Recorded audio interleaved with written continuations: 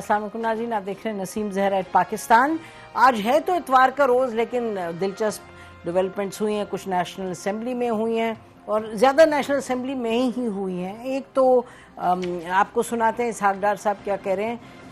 लोगों का ख्याल है कि बस IMF की एग्रीमेंट तो हुई। सुनिए डार साहब ने क्या कहा।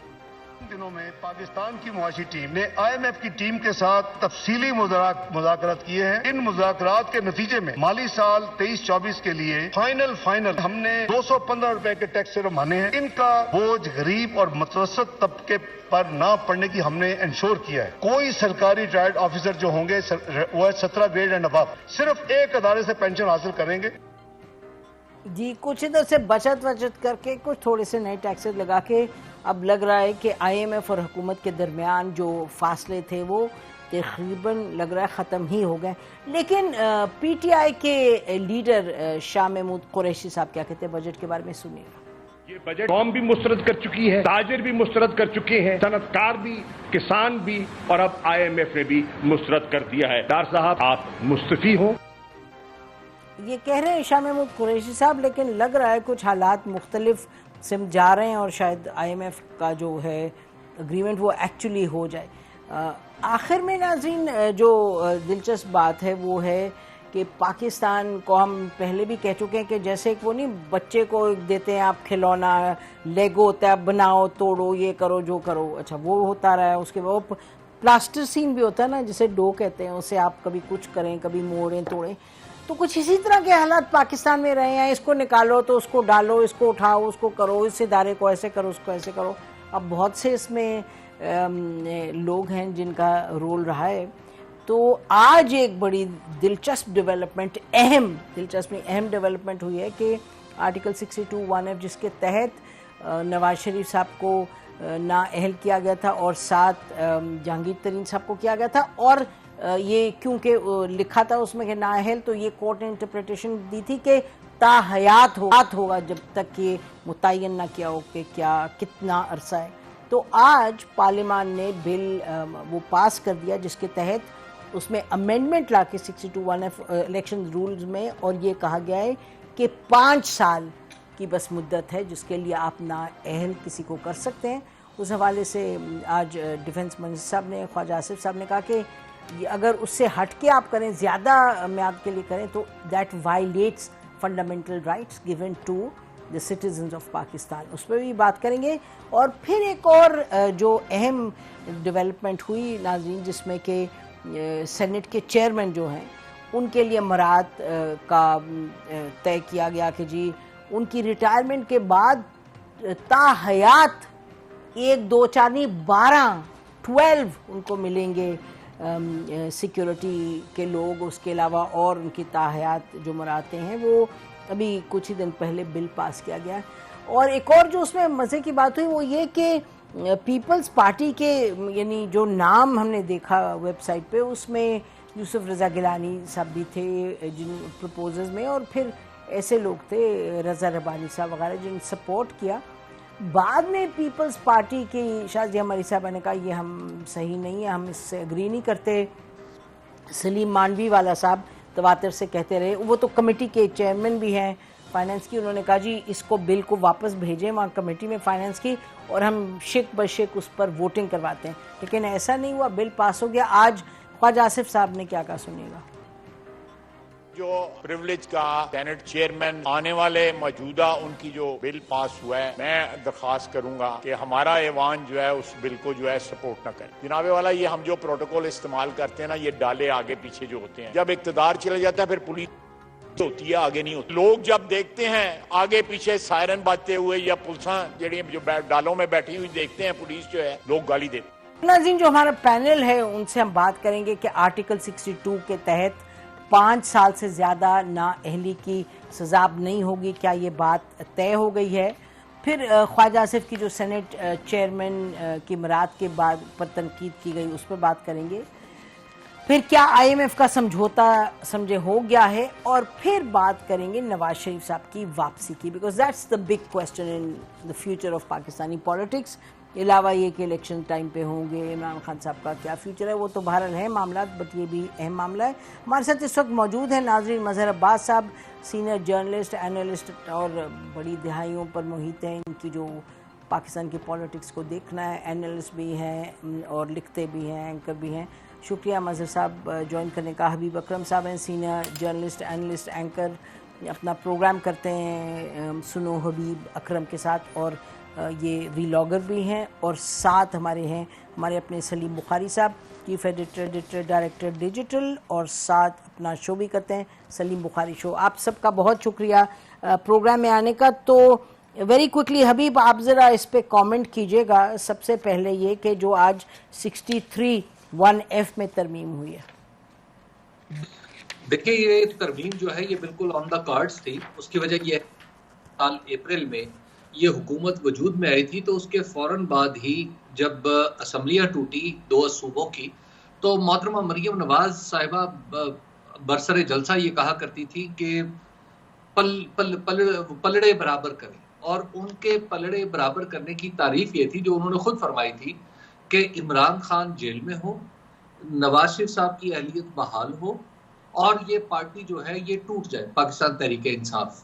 تو یہ بالکل وہ صورتحال تھی۔ انہوں نے کہا چونکہ 2017 اور 18 کے درمیان ان کا پرسیپشن ہے کہ ان کے ساتھ یہ ہوا تھا، تو لہٰذا اب یہ تینوں چیزیں ہونی چاہیے۔ تو اس میں قانون میں تبدیلی ہوئی، یہ کوئی میٹر نہیں کرتا، عدالت کے اوپر، عدالت کے اندر کیا ہوا یا باہر کیا ہوا، یہ بھی کوئی میٹر نہیں کرتا۔ لیکن بہرحال آج جو اس کی حتمی منظوری ہے، میں سمجھتا ہوں کہ وہ پلڑے برابر ہوئے ہیں، چاہے اس کے لیے قانون کو توڑا گیا ہے، مروڑا گیا ہے، کیونکہ 62(1)(f) کے اندر جو ترمیم ہے اس کے بارے میں تو بعض قانون دان یہ بتاتے ہیں ہمیں کہ وہ جب تک دستور میں نہ واضح ہو، یہ اس طرح قانون کے اندر نہیں کیا جا سکتا۔ لیکن بہرحال پاکستان میں اس وقت چونکہ بازو مروڑ کے قانون بنوانے کا، فیصلے لینے کا اور فیصلے کرنے کا عمل جاری ہے، تو اس میں محترمہ مریم نواز صاحبہ کو ان کی فتح کی مبارکباد دینی چاہیے کہ انہوں نے جس انداز سے چاہا اس ملک میں پلڑے برابر کر لیے۔ جی مظہر، پلڑے برابر کیے جس طریقے سے وہ چاہتی تھی، اس کا قانون سے کوئی تعلق نہیں، توڑ مروڑ کے کیا گیا۔ شکریہ نسیم، بہت لوڈڈ آپ کے کوسچنز ہیں، اور میرا خیال ہے آپ یہ پروگرام اگر 2 حصوں میں کریں تو زیادہ بہتر ہے، کیونکہ ہر سوال جو آپ نے اٹھائے ہیں وہ بہت طویل جواب۔ اب ذرا تھوڑا سا لوڈڈ کو ایکسپلین کر دیں ناظرین کے لیے، کیا مطلب لوڈڈ کا، تھوڑا میں بھی مطلب یہ کہ آپ ایک ٹاپک اٹھا لیں، آپ یہ سینٹ کے چیئرمین کی مراعات کا اٹھا لیں، ایک ایسے ملک میں جہاں جو ہے وہ 2 وقت کے لوگوں کو کھانے کے لالے پڑے ہوئے ہیں، وہاں آپ چیئرمین سینٹ کے لیے ایسی مراعات کریں۔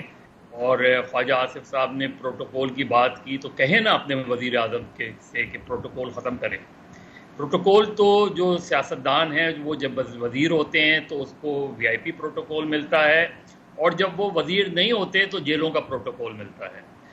دوسرا آپ IMF کا اٹھا لیں، IMF کا بھی سوال بہت لوڈڈ ہے۔ آپ سوچیں، ٹاپک کو سوچیں آپ۔ IMF کل تک یہ بات کی جا رہی تھی کہ جی ہمیں گلوبل جو ہے پالیسیز کا وکٹم بنایا جا رہا ہے، تو کیا اب وہ ختم ہو گیا؟ اگر آپ کا IMF کے ساتھ معاہدہ ہو جاتا ہے تو وہ جو گلوبلی آپ کو آئسولیٹ کرنے کی بات ہو رہی ہے تو کیا وہ ختم ہو جائے گی؟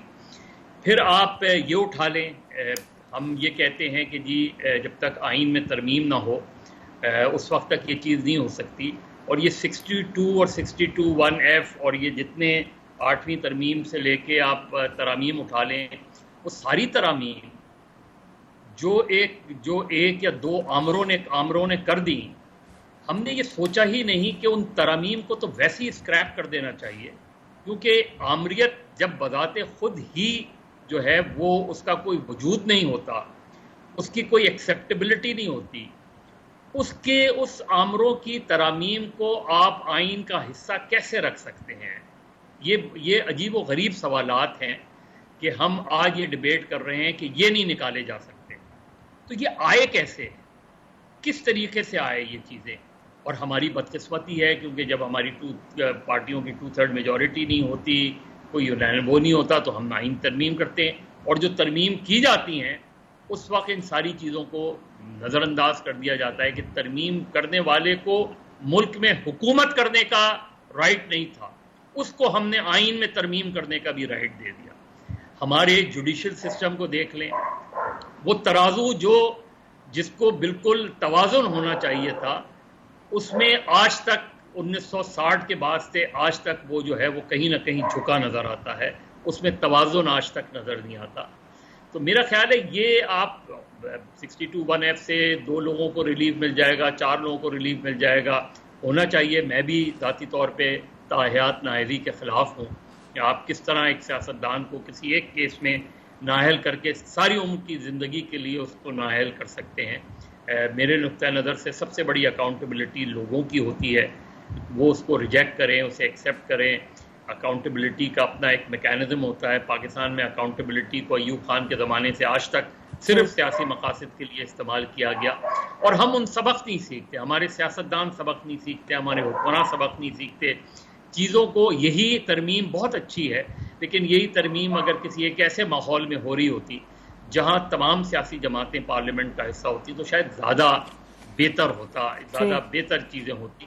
بہرحال یہ جو ہے اس پہ بظاہر یہی لگ رہا ہے, جس طرح نیب کا آپ سوچ لیں کہ نیب نے بظاہر کیا لگ رہا ہے, بظاہر کیا لگ رہا ہے, نہیں میں یہ کہہ رہا ہوں کہ جو پچھلی حکومت نے نیب میں آپ سوچیں جو ترمیم کی تھی کہ 90 روز کے لیے آپ کو اٹھا کے لے جاتے تھے اور آپ بیل بھی نہیں کرا سکتے تھے, آپ کورٹ ہی نہیں جا سکتے تھے, آج اس کا فائدہ, آج وہ ختم کی گئی ہے تو اس کا فائدہ موجودہ اپوزیشن لیڈر کو بھی ہو رہا ہے اور آئندہ بھی شاید ہو.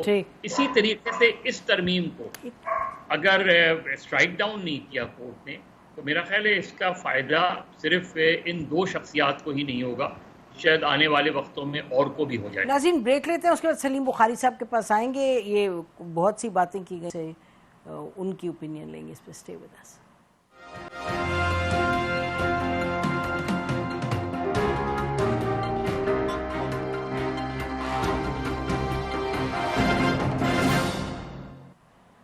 ویلکم بیک ناظرین. اچھی خبر جو نواز شریف صاحب کے لیے اور جہانگیر ترین صاحب کے لیے, اس حوالے سے ہم بخاری صاحب سے پوچھتے ہیں کہ وہ اس کو کیسے دیکھتے ہیں, کیونکہ اس میں لوگوں کی مختلف نوعیت کی تنقید ہے. جی بخاری صاحب. جی بہت شکریہ آپ کا. میرے خیال سے اس حوالے سے جو میرے ساتھیوں نے گفتگو کی ہے, بہت سارے سوالوں کے جواب تو اس میں مل گئے ہیں. جہاں تک میرا تعلق ہے, میرے خیال سے اس آرٹیکل 62-63 کو تو ویسے ہی اٹھا کے پھینک دینا چاہیے تھا, اس لیے کہ یہ ایجاد ہے ایک ملکی ڈکٹیٹر کی, اور اس نے اس کو اپنے مقصد کے لیے استعمال کرنے کے لیے اس کو انٹروڈیوس کیا تھا. اس کے بعد ہم نے دیکھا کہ 2 دفعہ اس کا استعمال جو ہے وہ غلط ہوا ہے. ایک جب نااہلی ہوئی تھی نواز شریف صاحب کی اور جہانگیر ترین صاحب کی, اور دوسری دفعہ جب حمزہ شہباز شریف کی حکومت کو چلتا کیا گیا, کیونکہ وہ جو ووٹ تھے وہ کاؤنٹ نہیں کیے گئے تھے. تو اس کا استعمال تو غلط ہوا, اور میرے خیال سے تاریخ نے بھی ثابت کر دیا یہ دنیا میں کہیں بھی نااہلی جو ہے وہ ساری عمر کے لیے نہیں ہوتی ہے, اس کی ٹرم وہی ہوتی ہے جو اسمبلی کا جتنا ٹینیور ہوتا ہے. اب میرے خیال سے چاہے جس طریقے سے بھی ہوئی ہے, ویسے تو قانون میں یعنی لا میں ترمیم ہونی چاہیے, آئین میں ترمیم ہونی چاہیے تھی, لیکن میں سمجھتا ہوں جس بھی طریقے سے اس کو اٹھا کے پھینکا گیا ہے یا اس کو ٹھیک کر دیا گیا ہے اور وہ مدت طے کر دی ہے کہ 5 سال کے لیے ہوگی, تو اس کو ایکسیپٹ کرنا چاہیے. میرا نہیں خیال کہ کوئی بھی ایسا شخص جس کو جمہوریت سے کوئی لگاؤ ہے یا کوئی تعلق ہے وہ اس کی مخالفت کرے گا. میرے خیال سے یہ تو راستہ ہموار کیا ہے نواز شریف کے لیے بھی اور جہانگیر ترین کے لیے بھی. اور میں آپ کو ایک بات بتاؤں, آپ کو یاد ہوگا جب سے سابقہ حکومت کے گھر بھیجے جانے کی باتیں ہو رہی تھی, تب سے یہ ایک اور بات بھی ہو رہی تھی کہ لیول پلینگ فیلڈ ہونی چاہیے تھی سب کے لیے اگر اگلا الیکشن ہونا ہے تو, اور خاص طور سے اس کا حوالہ سیدھا جو ہے وہ نواز شریف صاحب کی طرف تھا. اب میرے خیال سے ان کا راستہ جو ہے اس کی وہ آسان ہو گیا ہے. اب کب ہوگا یہ تو میں نہیں کہہ سکتا, لیکن مجھے کچھ ایکٹیویٹیز ایسی دکھائی دے رہی ہیں کہ اب نواز شریف صاحب کے واپس آنے کی تیاریاں ہیں. وہ لندن سے آ کے دبئی بیٹھ گئے ہیں, وہاں ملاقاتوں کے سلسلے بھی جاری ہیں, اور یہ بھی کہا گیا کہ وہ جو ہے کنسلٹیشن کر رہے ہیں کہ اس لیگل پروسیس کو جو ہے اب شروع کیا جائے تاکہ ان کی جان چھٹ جائے اس نااہلی سے. تو اگر اس انداز سے اگر آپ اس کو دیکھیں تو آپ کو پتہ چلے گا کہ یہ ایک اہم قدم صحیح سمت میں تو بہرحال ہے. جی اچھا, آپ کہہ رہے ہیں یہ اہم قدم ہے. ابھی حبیب اکرم صاحب آپ فرما رہے تھے, آپ اس کو ظاہر ہے دیکھ رہے ہیں کہ بھئی توڑ پھوڑ کے جیسے مرضی کرے, اور بخاری صاحب نے کہا کہ بھئی آئین میں ترمیم ہونی چاہیے, لیکن جس طریقے سے بھی آپ اس کو نکال کے پھینکیں یہ غیر جمہوری چیز ہے تو اس کو نکال کے پھینکنا چاہیے. لیکن حبیب اکرم صاحب یہ معاملات جو ہیں یہ آج کے تو نہیں ہیں, یہ تو شروعات دیکھے گا ان کی کہاں سے ہوتی ہے. اور جنرل باجوہ کہہ بھی چکے ہیں کہ جی ہاں ہمارا یہ رول تھا اس کو یہ کرنے میں وہ کرنے میں, اور پھر جس طرح سے سپریم کورٹ پر انفلوئنس کیا اداروں نے اپنا, تو یہ سب کو دیکھتے ہوئے quite apart from what Maryam Nawaz صاحبہ is saying, میں سوچتی ہوں کہ بحیثیت ایک پاکستانی کے ہمیں کیا لگتا ہے کہ سسٹم ہمارا اتنا الٹ پلٹ ہوا ہے, اس میں سدھار کیسے آئے گا حبیب اکرم صاحب؟ اس میں سدھار تو لانے کا موقع ہم گوا چکے ہیں. اس کی وجہ یہ ہے کہ 2017 میں جب نواز شریف کی نااہلی ہو رہی تھی تو میں اس وقت بھی اس کے خلاف تھا, اور میں سمجھتا ہوں کہ نااہلی کسی بھی صورت میں عدالت کو تو نہیں کرنی چاہیے تھی, اور دوسری بات یہ ہے کہ اس فیصلے بھی نہیں کرنی چاہیے تھی جس پہ انہوں نے کیا.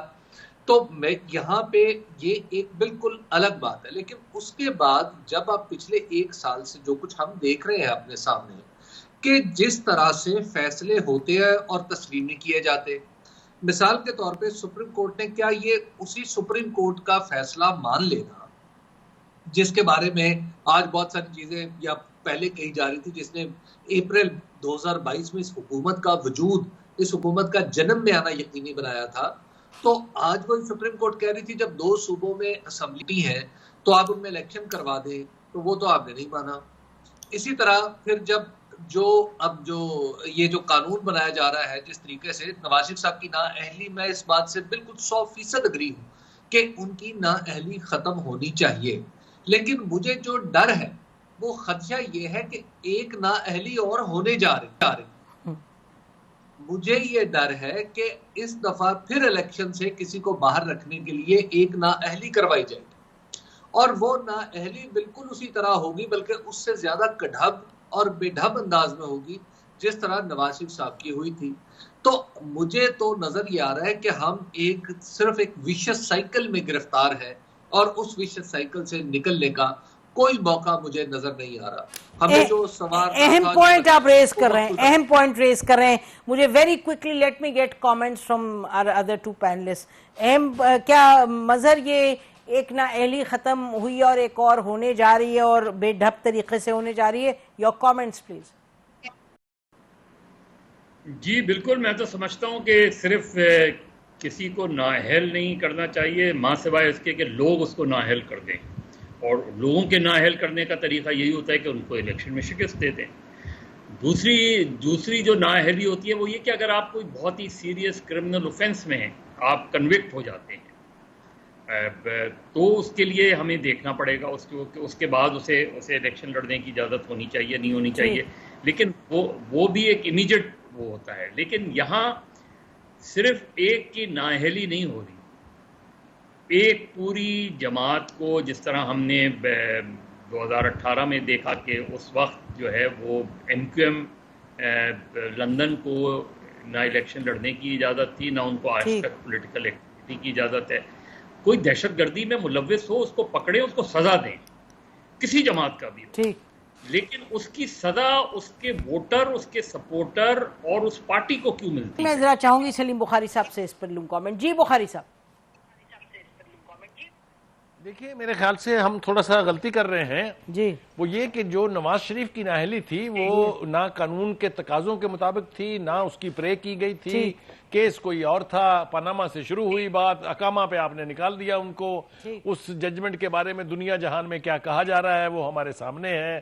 اور جس اینٹیسپیٹڈ نااہلی کی بات کی جا رہی ہے وہ اگر کرمنل مقدموں کے نتیجے میں ہوتی ہے, چاہے وہ توشہ خانہ ہے, چاہے وہ ممنوع فنڈنگ ہے, چاہے وہ ٹیرین خان کا کیس ہے, تو میرے خیال سے ان دونوں میں تو کوئی چیز کامن نہیں ہے.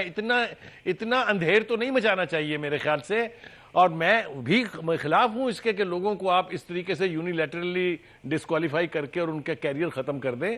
لیکن ایک فرق ہونا چاہیے کہ ایک چیز جو ہے وہ باقاعدہ کرمنل پروسیجر کے نتیجے میں ہو رہی ہے, اور ایک جو ہے اس کو ویسے اٹھا کے باہر پھینکنے کی تھی. تو دونوں میں فرق تو ہونا بھی چاہیے اور فرق رکھنا بھی چاہیے. دوسری بات یہ ہے کہ ہم یہاں پر بیٹھ کے یہ طے نہیں کر سکتے ہیں کہ آنے والے دنوں میں کورٹ کیا فیصلہ کرنے جا رہی ہے. وہ تو جب معاملہ جات ان تک پہنچیں گے تو پھر دیکھیں گے کیا ہوتا ہے. تو اس سے پہلے میرے خیال سے اس حد تک ہم تینوں میں اتفاق رائے ہونا چاہیے کہ یہ جو امینڈمنٹ ہے یہ اس اعتبار سے ٹھیک ہے کہ اس نے ایک فوجی کی انٹروڈیوس کی ہوئی کانسٹیٹیوشن کے اندر جو یعنی ملاوٹ کہہ لیجئے یا اس کو کہیے کہ جو غلاظت انہوں نے مچائی تھی اس سے جان چھٹ گئی ہے.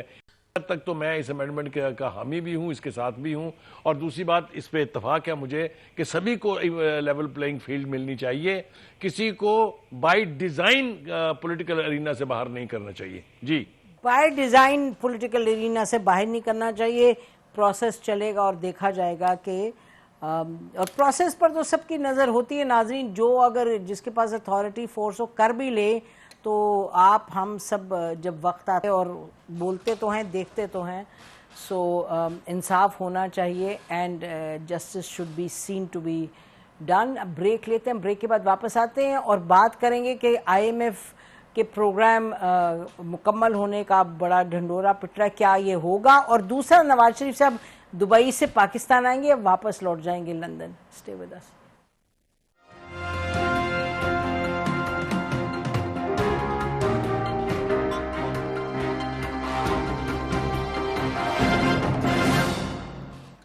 ویلکم بیک ناظرین. میاں نواز شریف دبئی سے واپس لندن لوٹیں گے یا پاکستان آئیں گے؟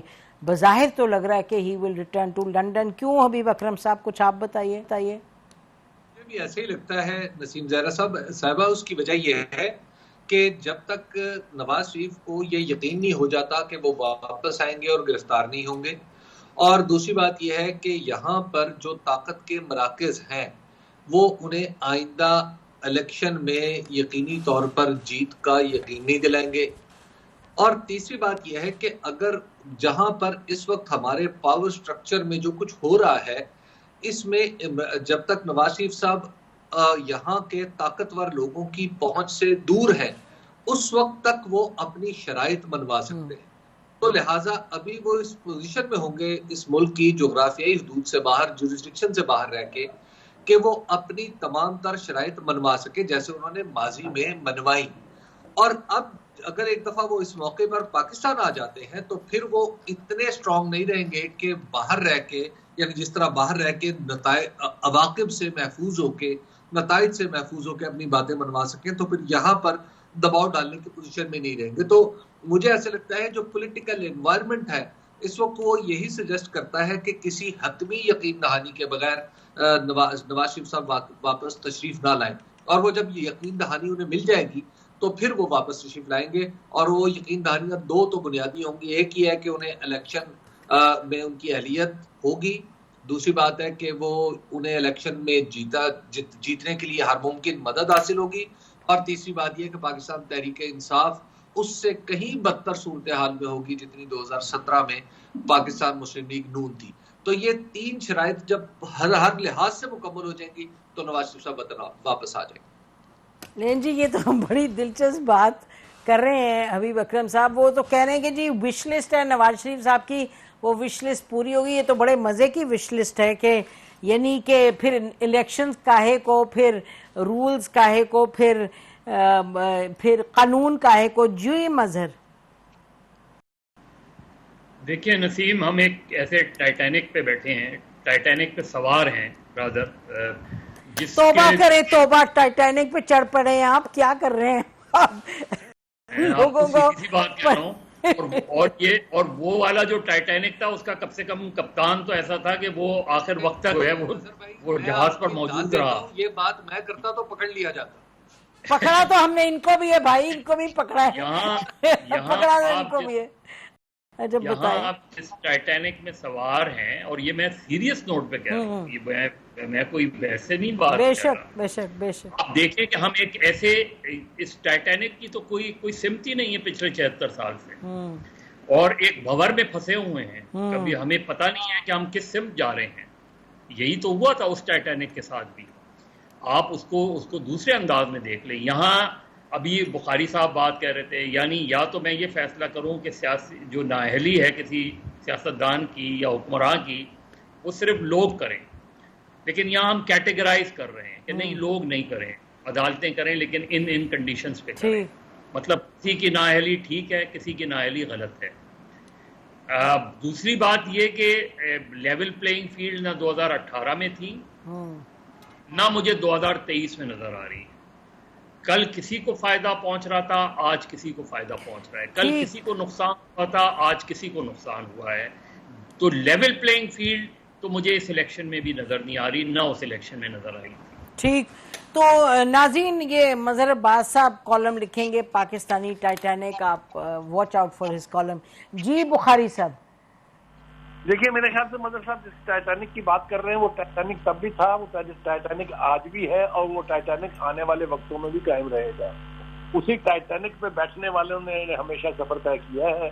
اب اس کی تفصیل میں جانا نہیں چاہتا ہوں، لیکن یہ کہ یہ کہا جائے اگر یہ کہ سب کچھ اور پوری قوتیں مل کے صرف نواز شریف کی واپسی کی راہ ہموار کر رہی ہیں، ان کو الیکشن جتوانا چاہتی ہیں، ان کو تو اگلی حکومت بھی ان کی ہوگی اور اس کا سارا کچھ سسٹم جو ہے وہ ان کے حق میں بیٹھ جائے گا، یہ میرے خیال سے یہ آسمان سے تارے توڑ کے لانے والی ہمت مجھ میں تو نہیں ہے، اور نہ میں یہ ہمت کرنا چاہتا ہوں.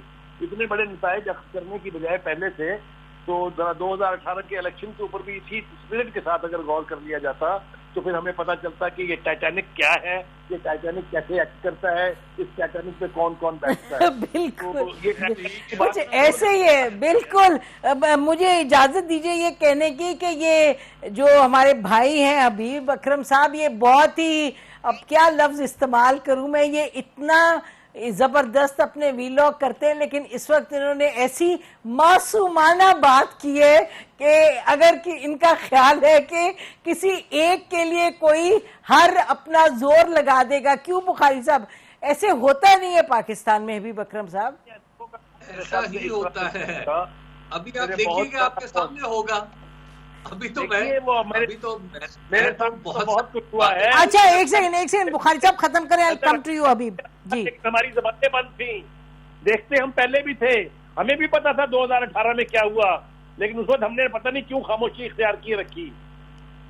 تو بولیں گے ہم اب بھی، ہونے دیجیے جو بھی ہوتا ہے، جس طرح ہم بیٹھ کے اب بات کر رہے ہیں اس میں بات کریں گے ہم اس وقت بھی. ویسے بخاری صاحب آپ کو بتائیں جی موجودگی میں جو دل میں آیا وہ کہا ہے. بالکل، یعنی کہ 2018 میں یہ میں آپ کو کہہ دوں، ہم نکال کے دیکھیں اس وقت 24 کے پروگرامز، اس وقت بھی یہ بات ہو رہی تھی. نہیں حبیب میں آپ کو کیا کہہ رہی ہوں، میں یہ نہیں کہہ رہی کہ مینیپولیشن نہیں ہوگی، میں آپ سے یہ کہہ رہی ہوں کہ یہ مجھے بات بہت ہی لگی، اٹس ویری رادر سویٹ کہ آپ کا خیال ہے کہ کسی ایک کے لیے مینیپولیشن ہوگی. اس پہ میں کہہ رہی ہوں انجینئرنگ زیادہ کمپلیکس ہوتی ہے. جی یہ بڑا آج دیکھیے، یہ تو 2018 تو ایک کمپلیکس آپریشن تھا، یہ تو بڑا سادہ سا ہے، سب کی نظروں کے سامنے ہوگا. اس میں کیا یہی تو میں کر رہا ہوں. نہ یہ ایک کسی ایک کے فائدے میں نہیں ہونے لگا.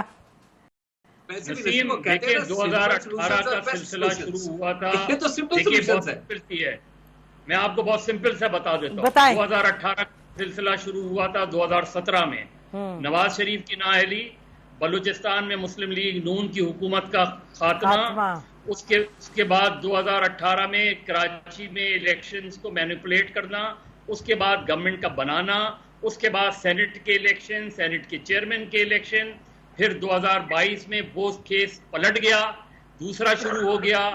وہی پارٹیاں جنہوں نے 2018 میں پی ٹی آئی کی حکومت بنائی، انہوں نے 2022 میں پی ٹی آئی کی حکومت ختم کی. وہی سلسلہ چل رہا ہے. اس وقت بھی صاف نظر آ رہا تھا، اس وقت بھی کہا جا رہا تھا، یہی 2022 میں بھی یہی کہا جا رہا تھا، 2023 میں بھی یہی ہونے جا رہا ہے. بالکل. اچھا حبیب آپ کے پاس آتی ہوں میں. ایک تو یہ کہ اگر آپ کا خیال ہے کہ ہم میں سے کسی کا خیال ہے کہ نواز شریف اتنے نائیو ہیں، اتنے معصوم ہیں کہ ان کا خیال ہے کہ اسٹیبلشمنٹ سب ان کو آگے بڑھانے کے لیے کر رہی ہے کام، تو پھر میں ڈس ایگری کرتی ہوں. میرا نہیں خیال کہ نواز شریف صاحب is that simplistic and Habib neither should we be. لیکن آپ مجھے یہ بتائیں آئی ایم ایف پہ تو ذرا بات کریں بیفور وی کلوز دا شو، کہ آئی ایم ایف پہ آپ کو نہیں لگ رہا کہ اگر یہ اگریمنٹ ہو جائے گا with all its weaknesses, Pakistan کے لیے فائنینشلی، چاہے ڈالر کا معاملہ ہے، چاہے مارکیٹ سے پیسے لینے کا معاملہ ہے، چاہے یہ سب ہے، کچھ بہتری تو آئے گی حبیب؟ دیکھیے میں ایک فکرے میں جو آپ فرما رہی ہیں میں نے ایگزیکٹلی یہی کہا ہے. اچھا ٹھیک ہے. صاحب اتنے سادہ نہیں ہے کہ اس موقع پہ واپس آ جائیں گے، وہ باہر بیٹھ کے سب چیزیں کر کے واپس آئیں گے. خیر جہاں تک آئی ایم ایف کا معاملہ ہے تو آئی ایم ایف دیکھیے یہ جو اس وقت ہے جس پروگرام کا ہم حصہ ہیں یہ تو ویسے ہی ختم ہونے والا ہے. تو اس لیے جو کچھ ہم نے آئی ایم ایف کی بات مان کے اپنے بجٹ میں کیا ہے، اس کا مطلب یہ ہے کہ یہ طویل عرصے کے لیے نہیں ہے. جب ہم نئے پروگرام کے ساتھ نیگوشیٹ کرنے جائیں گے آئی ایم ایف کے پاس، تو اس وقت ہمیں زیادہ سخت اقدامات کرنے پڑیں گے. اس وقت آئی ایم ایف نے جتنا کچھ بھی کروایا ہے وہ دراصل پچھلے پروگرام کے اندر جو طے شدہ معیارات ہیں اس کے مطابق کروایا، تو اس سے تھوڑی سی بہتری، ہمیں تھوڑا سا سکون آتا ہوا نظر آئے گا، لیکن بہتری نہیں ہوگی. بالکل. اچھا جی، quick Mazhar, quick comment on I M F before we go to Bukhari صاحب. نہیں، میں نے تو یہی کہا کہ کل تک یہ بات کی جا رہی تھی کہ گلوبلی ہمیں آئسولیٹ کیا جا رہا ہے اور یہ ساری چیزیں جو ہیں اس طریقے سے ہو رہی ہیں. پھر آل آف اے سڈن یہ کیسے ہو گیا؟ دیکھیے، پہلے دن سے جو اس گورنمنٹ کا سب سے بڑا فلا تھا وہ یہ کہ مفتاح اسماعیل کو ہٹانا. مفتاح اسماعیل کے ساتھ کوئی ایکسس بیگیج نہیں تھا. اسحاق ڈار کے ساتھ ایکسس بیگیج ہے. اسحاق ڈار صاحب نے، یہ فیکٹس ہیں کہ اسحاق ڈار صاحب نے مفتاح اسماعیل کو نہیں چلنے دیا. بار بار وہ آئی ایم ایف سے ملاقات کرنے جاتے تو ان کو یہ حکم تھا کہ وہ جاتے ہوئے بھی لندن ہوتے جائیں اور واپسی میں بھی لندن ہوتے ہوئے آئیں. بار بار ان کے لیے. اب آپ پھر لے آئے اسحاق ڈار کا، تو بڑے دعوے کیے انہوں نے، آئی ایم ایف کو بہت زیادہ جو ہے آستینیں چڑھا کے گفتگو کی. وہیں سے سچویشن خراب ہو گئی. آج پرائم منسٹر نے اگر اس پہ اپنے آپ اس کو سچویشن کو ریسکیو کرنے کی کوشش کی ہے تو اس کا کریڈٹ یہ طے کرنا پڑے گا، اس کا کریڈٹ ہم پرائم منسٹر کو دیں گے. جی آئی تھنک پرائم منسٹر نے انٹروین اس میں کیے. ڈار صاحب بھی ایکٹیو تھے. جی کوئکلی لاسٹ کمنٹ بخاری صاحب آئی ایم ایف پہ بفور وی کلوز. دیکھیے نظیم، ہم ماضی میں سنتے تھے کہ یہ اپوزیشن الزام لگاتی ہے حکومت کے اوپر کہ یہ تو جناب آئی ایم ایف کا بجٹ ہے. میرے خیال سے وہ تو الزام تھے، لیکن در حقیقت اس وقت یہ بجٹ پیش ہوا ہے، پاس ہوا ہے، یہ یقینی طور پہ آئی ایم ایف کا بجٹ ہے. اور آئی ایم ایف کے کسی بجٹ سے یہ توقع رکھنا کہ گراس روٹ لیول پر لوگوں کے مسائل حل ہو جائیں گے، اس سے بڑی حماقت میں تو نہیں کر سکتا. کم از کم یہ حماقت تو لوگوں کی زندگی اور مشکل ہوگی. یہ بجٹ جو ہے اس کو آپ کسی بھی صورت سے لوگوں کا یعنی پیپلز فرینڈلی نہیں کہہ سکتے. اس میں اور ٹیکسز لگیں گے، اس میں اور مشکلات بڑھیں گی. اب دیکھنا یہ ہے کہ یہ حکومت اس کیپیسٹی میں ہے کہ سسٹین کر پائے اس پریشر کو جو عوامی حلقوں کی طرف سے آنے والے دنوں میں ان کے اوپر آئے. چلیے، نظر ہماری رہے گی اس پہ. آپ تینوں کا شکریہ. ناظرین، اسی پر پروگرام ختم کرتے ہیں. خدا حافظ. پاکستان زندہ باد.